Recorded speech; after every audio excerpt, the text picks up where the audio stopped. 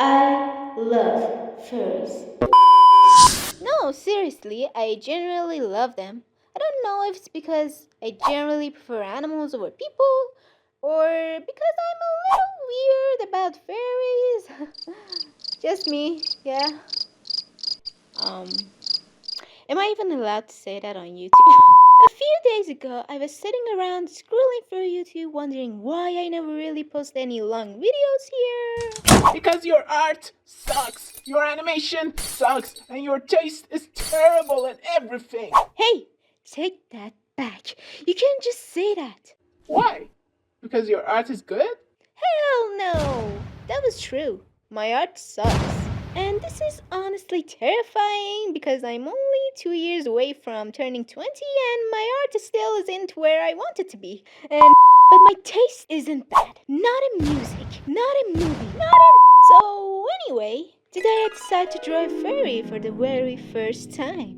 Oh my god, my accent is terrible. First, I just want to sketch a general furry character. I didn't want to use references yet because I already drawn animals before, and I think that would help. This dog, this cat,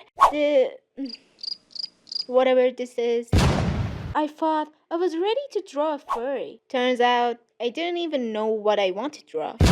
My first idea was a cat because I figured cats would be easier, but somehow I kept drifting towards something more lynx-like.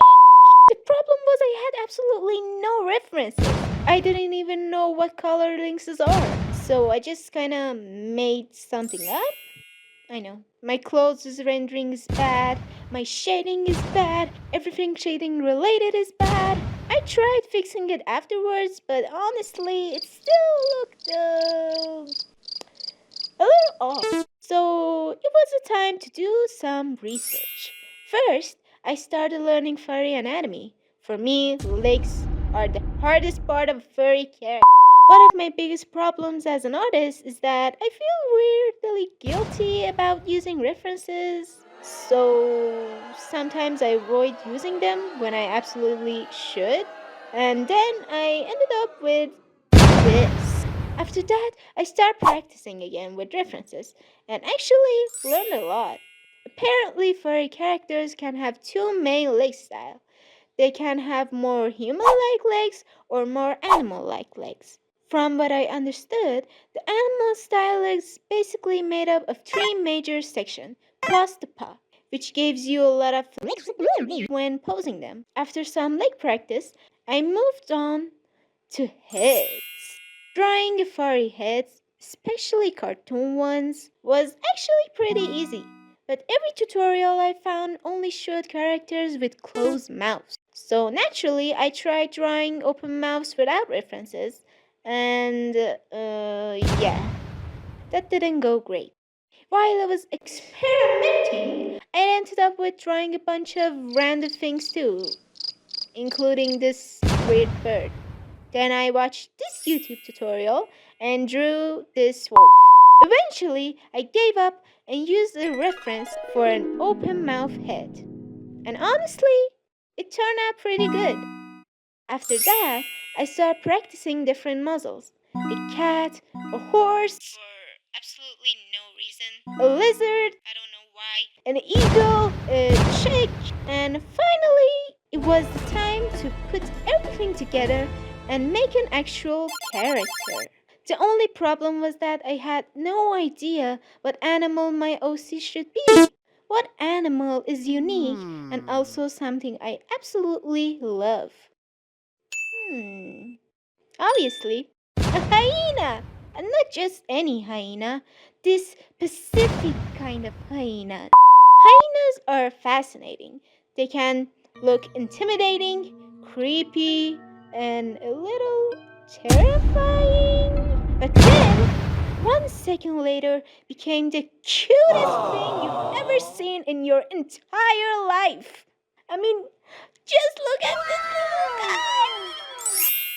So, I decided to make an hyena. And since the first furry I draw was a male, I wanted this one to be female. A female hyena. First, I sketched out a rough idea to figure out what I actually wanted. Then I start designing the OC. While drawing, I kept coming up with details to add. I decided she would be a rock musician, an amateur guitarist playing in a small rock band. At one point, I completely messed up the head, so I erased the whole thing and redrew it. Second version turned out way better. I think I want her name to be Gina.